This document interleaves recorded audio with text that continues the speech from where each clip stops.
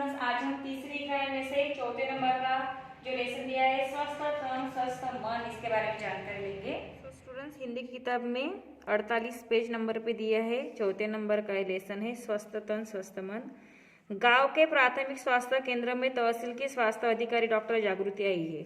एक गांव का प्राथमिक केंद्र है, यानी वहाँ का अस्पताल है छोटा वाला जो रहता है, तो उसमें तहसील की स्वास्थ्य अधिकारी एक डॉक्टर आई है, उसके नाम है जागृति। चलिए डॉक्टर जागृति क्या कहती देखेंगे। भाइयों और बहनों, टीकाकरण कार्यक्रम में उपस्थित होने के लिए सबको धन्यवाद। उस दिन टीकाकरण का कार्यक्रम था, ठीक है, लसीकरण जो होता है वो। तो उन्होंने कहा कि भाइयों और बहनों क्या आप सब यहाँ पे उपस्थित है, तो इसलिए आपका धन्यवाद। सरपंच कहते हैं डॉक्टर बहन जी, हमारे गाँव का हर निवासी स्वास्थ्य के प्रति सजग है। तो फिर जो वहाँ के जो सरपंच होते गांव के, वो कह रहे थे कि हमारे गांव के जो है लोग सभी स्वास्थ्य के प्रति सजग है, यानी वो स्वास्थ्य अच्छा रखने के लिए कैसे अलर्ट है, ऐसे उनका कहना है। डॉक्टर जागरूक कहते हैं बहुत अच्छा, आप सब जानते हैं टीकाकरण विभिन्न गंभीर बीमारियों से सुरक्षा प्रदान करता है।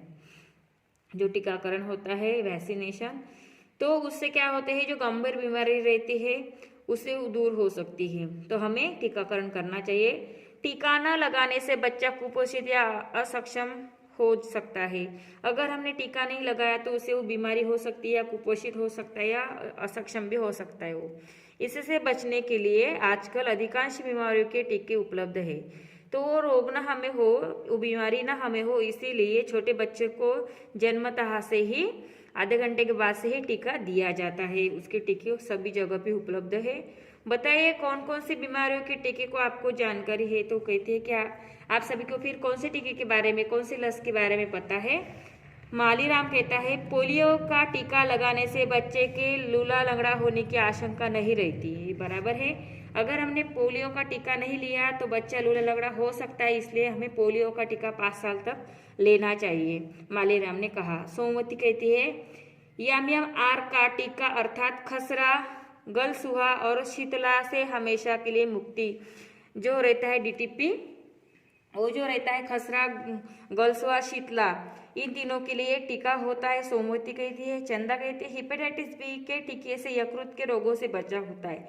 फिर चंदा कहती है कि जो हेपेटाइटिस बी होता है उससे यकृत के जो रोग रहते हैं उससे हमारा बचाव होता है, इसलिए हमें वो टीका लेना चाहिए।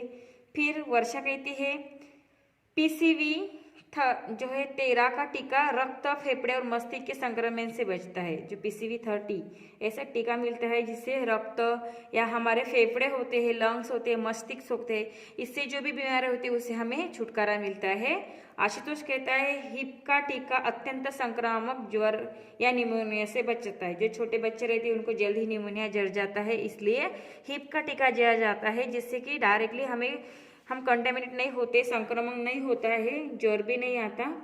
शुभ्रा कहती है अतिसार, हेपेटाइटिस ए, छोटी चेचक और हैजा के लिए भी टीके हैं। जैसे अतिसार होते हैं, हेपेटाइटिस ए होता है, छोटी चेचक और हैजा ऐसे भी रोग रहते हैं, उनके भी टीके हैं। जयेंद्र कहते DTP यानी कंठरोहिणी, धनुर्वात और कुकर खांसी से बचने के लिए भी टीका है। फिर डॉक्टर जागृति कहते बढ़िया, याद रखिए हर बच्चे को सही समय पर टीका लगवाए, बच्चों के स्वास्थ्य बनाए। चलिए टीकाकरण का आरंभ करते हैं। तो उन्होंने कहा कि आप सभी को इतनी सारी जानकारी बहुत ही अच्छा है, तो हमें क्या करना चाहिए, बच्चों को सही समय पर, उचित समय पर उसको टीका लगवाना चाहिए। तो चलिए अभी हम क्या करते हैं, यहाँ पे हमें बच्चे दिख रहे हैं चित्र में, तो इससे शुरुआत करते हैं और टीकाकरण का आरंभ करते हैं। यहाँ पे हमने देखा है संभाषण था जिसमें डॉक्टर जागृति ये जो है अधिकारी है, स्वास्थ्य अधिकारी, तहसील की स्वास्थ्य अधिकारी, जो गांव में गई थी प्राथमिक केंद्र में, वहां से उन्होंने लोगों से बातचीत की, टीका के बारे में बताया, टीकाकरण क्यों करना चाहिए, लोगों को जो जानकारी थी उसके बारे में उन्होंने जानकारी ली थी। तो स्टूडेंट्स ये जो है स्वस्थ तन स्वस्थ मन, इसमें हमें बताया है कि हमें बच्चों को उचित समय पे टीकाकरण करना चाहिए। तो स्टूडेंट्स ये जो लेसन है आपको अच्छे से रीड करना है। देन इस पे जो हमें स्वाध्याय दिया गया है वो स्वाध्याय आपको हिंदी की नोटबुक में सॉल्व करना है। तो चलिए अभी हम स्वाध्याय देखेंगे। तो स्वाध्याय जो है उसमें पहला है देखा सुना हुआ स्वास्थ्य संबंधी विज्ञापन सुनाओ। आपने अगर कोई देखा होगा विज्ञापन या सुना होगा तो यार आपको सुनानी है, देखनी है। पाठशाला में हिंदी दिवस कैसे मनाया जाता है उसके बारे में बताना है। 3 है किसी महापुरुष द्वारा लिखा हुआ पत्र पढ़ना है आपको। प्रश्न चौथा है, आपको नोटबुक में लिखना है। स्वास्थ्य केंद्र पर कौन आई है? तो आपको उत्तर में लिखना है स्वास्थ्य केंद्र पर तहसील की स्वास्थ्य अधिकारी डॉक्टर जागृति आई है। ओके। ख प्रश्न है, डॉक्टर जागृति ने सबको किस लिए धन्यवाद दिया? तो उत्तर में आपको लिखना है कि टीकाकरण कार्यक्रम में उपस्थित होने के लिए डॉक्टर जागृति ने सबको धन्यवाद दिया है। ओके। उसके बाद ग नंबर का प्रश्न है, सरपंच ने क्या कहा? तो आपको उत्तर में लिखना है सरपंच ने कहा कि हमारे गांव का हर निवासी स्वास्थ्य के प्रति सजग है। ओके। घ नंबर का प्रश्न है, किन से बचने के लिए बच्चों को टीके लगाए जाते हैं? तो आपको उत्तर में लिखना है टीका न लगाने से बच्चा कुपोषित या असक्षम हो जाता है, इससे बचने के लिए बच्चों को टीके लगाए जाते हैं। यह नंबर का प्रश्न है, अंत में डॉक्टर जागृति ने लोगों को क्या याद रखने के लिए कहा? तो आपको उत्तर में लिखना है अंत में डॉक्टर जागृति ने लोगों को हर बच्चे को सही समय पर टीका लगवाइए, बच्चे को स्वस्थ बनाइए, यह याद रखने के लिए कहा। ओके। उसके बाद है प्रश्न 5, चित्र देखकर उपकरणों के नाम बताओ। ये जो चित्र आपको नोटबुक में ड्रॉ करने उसके नाम लिखने हैं। यहाँ पे हमें बैंडेज पट्टी दिख रही है, इंजेक्शन है, थर्मामीटर है, स्टेथोस्कोप है और यहाँ पे हैंड ग्लव्स दिख रहे हैं, फर्स्ट एड बॉक्स है। तो इस तरह से जो है आपको उसके नाम लिखने हैं और पिक्चर ड्रॉ करने हैं। उसके बाद वायु प्रदूषण न हो इसलिए क्या करना चाहिए, क्या नहीं करना चाहिए बताओ। च है, स्कूटर में साफ पेट्रोल डालना चाहिए। छ, पीयूसी करवानी चाहिए। ज है, कारखानों की दूषित वायु पर प्रतिबंध नहीं लगाना चाहिए। रसोई में चिमनी नहीं लगानी चाहिए, पटाखे नहीं फोड़ने चाहिए।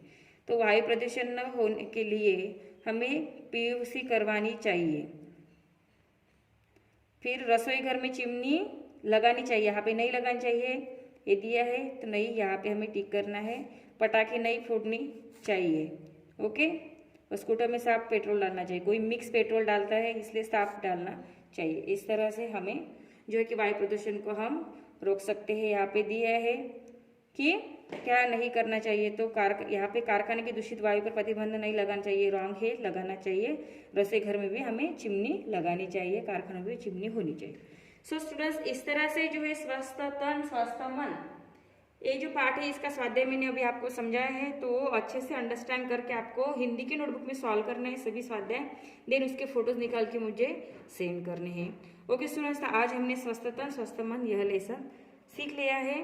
तो ठीक है, तो आपको जो ये वीडियो अच्छे से अंडरस्टैंड करना है, लास्ट तक एंड तक ये वीडियो देखना है, समझ जाना है, देन स्वाध्याय से जो है सॉल्व करके उसके फोटोज मुझे सेंड करने हैं।